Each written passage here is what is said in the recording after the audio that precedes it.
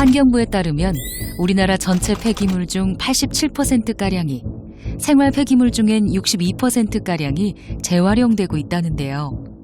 현장의 목소리는 달랐습니다. 재활용이 87%도 된다.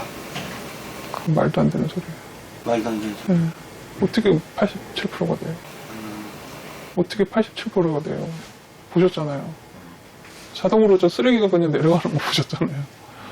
물건 생산품에 어저께 31덩이 나왔는데 쓰레기가 28덩이 나왔어요.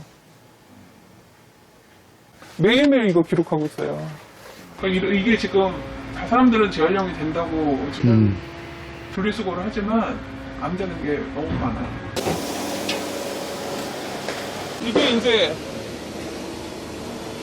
이게 완전히 이제 쓰레기 돈 주고 버려야 되는. 이건 버려야 되는 거예요? 네. 이런 것들.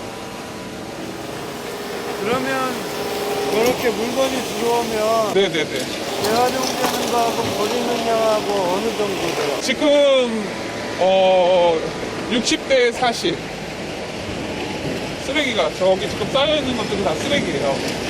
그럼 다시 버리시는 비용은 어느 정도 돼요? 15만 원 톤당 15만 원이에요.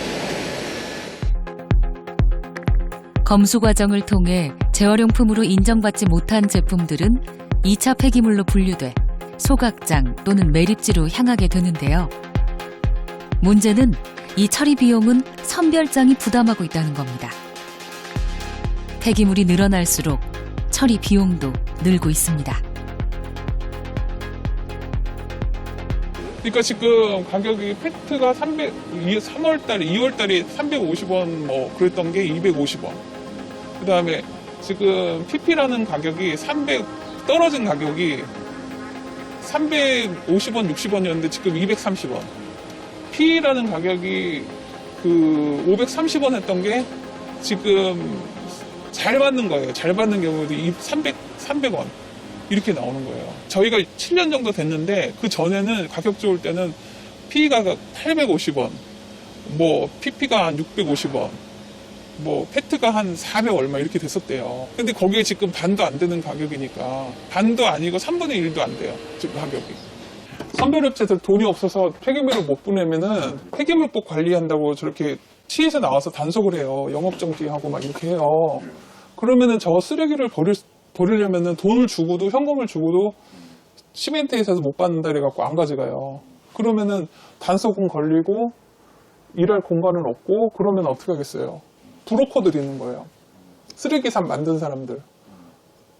가령 지금 15만 원이면 한 13만 원을 쳐줄게. 현금으로 줘. 그러면 닭장 한 차 빼서 해야 되는 거예요. 일을 하려면. 물건은 계약돼 있지. 처리는 해야 되지. 공간은 없지.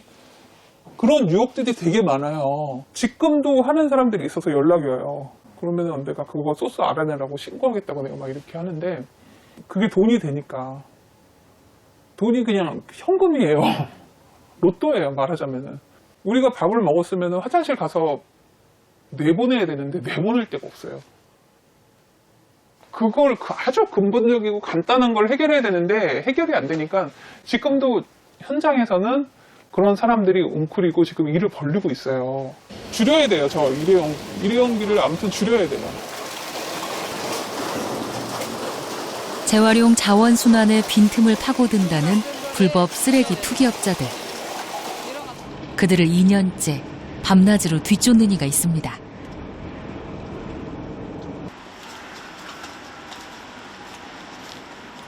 지은 지는 얼마나 됐어요? 4년. 공장이 깨끗했어요. 벽에 흠집 하나 없었어요. 근데 쓰레기를 넣고 그 쓰레기가 붕괴되면서 판넬이 다 터졌는 거죠. 저 위에서 이게 직각으로 내려와야 되는데 내려오면서 점점 앞으로 밀려나가 있잖아요.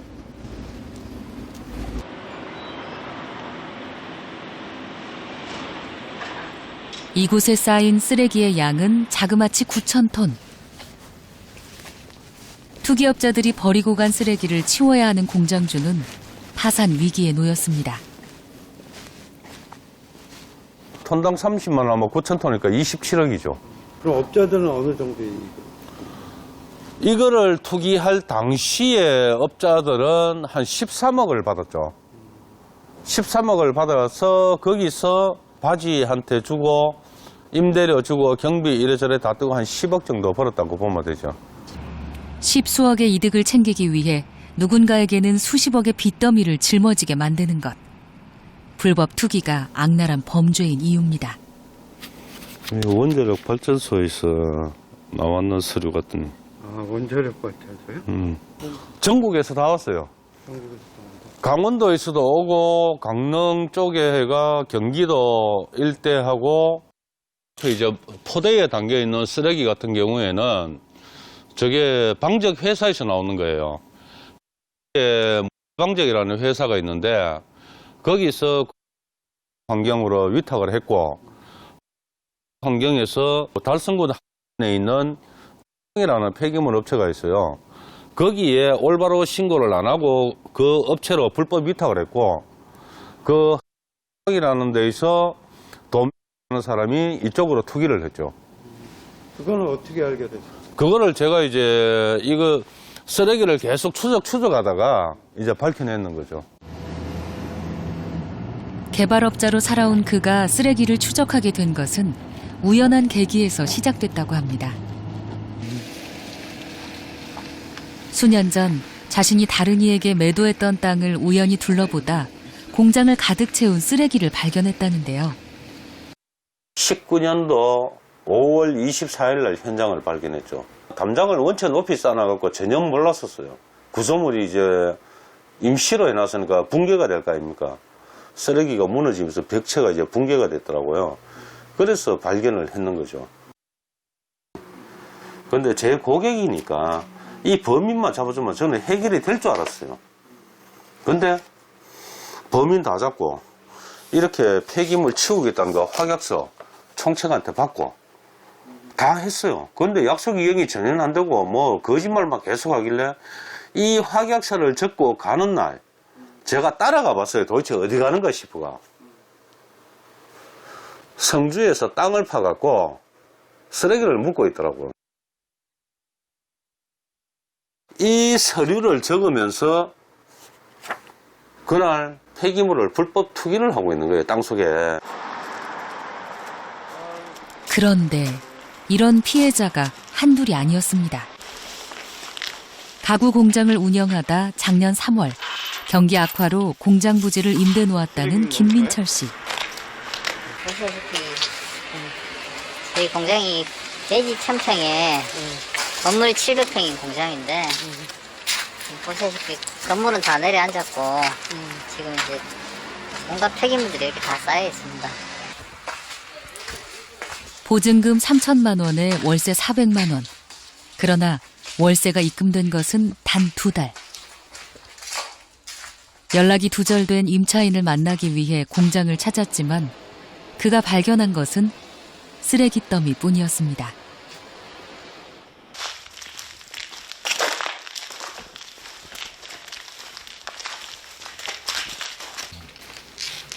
여기 이제 벽체가 지금 다 벗겨져 있습니다.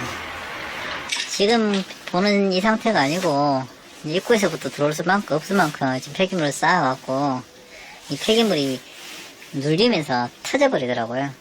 아, 쓰레기 무게에 눌려갖고 이게. 예, 다 터져버립니다. 예.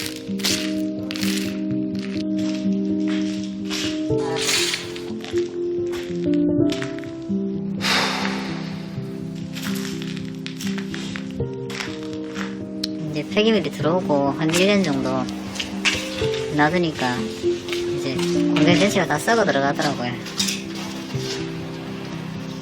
그래서 이제 폐기물을 다 치우더라도 이 공장을 이제 살려가 쓸 수가 없습니다. 투기범들이 이곳에 폐기물을 투기하며 수억의 이득을 취한 사이 공장 건물주인 그는 현행법에 따라 폐기물 처리 비용 9억 원을 마련해야 하는 상황. 그리고 사실 너무나 막대한 금액이다 보니까 이게 이걸 처리 안 하면 저희 식구들 다 주저앉아야 되니까 일이 손에 안 잡히니까 그때부터 그냥 잡으러 쫓아다녔습니다. 어디서 싣고 왔고 어디서 얼마를 실고왔고 이 내용 다 있습니다. 뭐 어디서 900톤을 가져왔고 언제 실고왔고 뭐 본인들이 어떻게 돈을 받았고 거기에 대한 내역서. 근데 이 바지로 인해서 이 근처에 있는 이제 저 같은 피해자만 3명입니다. 3명이 있고 5명 구속돼서 6개월 1년 받았거든요. 1년 받았는데 여기서 이제 환경부는 항소를 포기했고요. 저한테는 항소권이 없으니까 저는 항소를 못하고 이제 세상 억울하더라고요. 현재 폐기물 관리법에 의하면 투기범들이 처리하지 못한 채 방치된 폐기물의 처리 비용은 모두 토지주에게 요구할 수 있도록 명시되어 있기 때문인데요. 알면 알수록 이해가지 않고 쫓으면 쫓을수록 화가 났다고 합니다. 평범하게 살던 서 씨는 그렇게 쓰레기를 쫓기 시작했습니다. 이제 합의서를 적었는 거예요. 그 폐기물을 언제까지 치우겠다. 그 내용이 어디죠? 가해자 이제 얼병, 정무, 기경들이 지불한다. 여기 보시면은 갑이 이제 피해자고 얼병, 정, 무, 기, 경 여기는 전부 다 가해자들이고 그 투기범들이죠. 이 합의서만 작성하지 쓰레기 치울 마음은 1도 없는 사람들이에요. 이 사람들은. 그럼 합의서만 해놓고 결국에 치워주지 않아요? 그렇죠. 시간 끌기죠. 폐기물이 투기가 돼갖고 대지평에다가 치웠단 말입니다. 그 치우는 과정에 이래 범인들이 했는 증거 자료나 계좌 내역이나 이런 거 모든 걸 입수해가 철저하게 조사를 해가 자금 루트가 어디로 갖고 누가 총책이고 누가 수익금을 가져간지가 밝히는 거 그 돈을 빼떨어서 이거를 치워야 되는데 그냥 기간됐으니까 이거 폐기물 치워라. 대지평한다. 그리고 당신 건물이니까 당신이 이거 돈 비용을 변상해라. 그리고 건물주 재산을 압류가 들어가는 거예요. 그게 이제 위에 보면은 행정 편의주의죠. 자금이 어떻게 세탁이 됐고 여기 보시면은 지금 노란 줄 쳐놨는 게 여기 환경기자 아들이에요. 아들 통장으로 돈 입금 내역되고 했잖아요. 근데 왜 이 사람을 조사를 안 했냐는 거지. 여기는 이제 이 사람 총책 손자고. 그가 조사한 바에 따르면 불법 폐기물 범죄는 보통 총책이 직접 나서지 않고 여러 명의 바지를 통해 폐기물 처리에 나서다 보니 실제 중추인 총책이나 브로커들의 경우 그 흔적을 발견하기가 쉽지 않아 단속과 처벌 또한 난항을 겪는다는데요. 투기 조직으로 환경 기자를 하면서 물류회사로 얘가 투기 운송 조직까지 가지고 있어요. 요게 상호를 한번 보세요. CNN에 그 보도됐던 그 의성 쓰레기산 거기서 1차로 했던 사람들이에요. 그러고 터졌는 게 구속돼 있는 게 2차로 인수받아가 했는 사람이고 1차에서 크게 해먹었는 사람들은 이 사람들이에요. 이 사람들이 초창기 멤버들이 전국으로 흩어져 갖고 지금 투기 전국 총책들이 돼가 있는 거예요. 여기 이 사람들은 폐기물 투기가 일어나면은 여기 바지 두 사람을 항상 잡혀요. 제일 먼저. 이 사람 둘이가 안 잡히면은 여기에는 나타날 수가 없어요.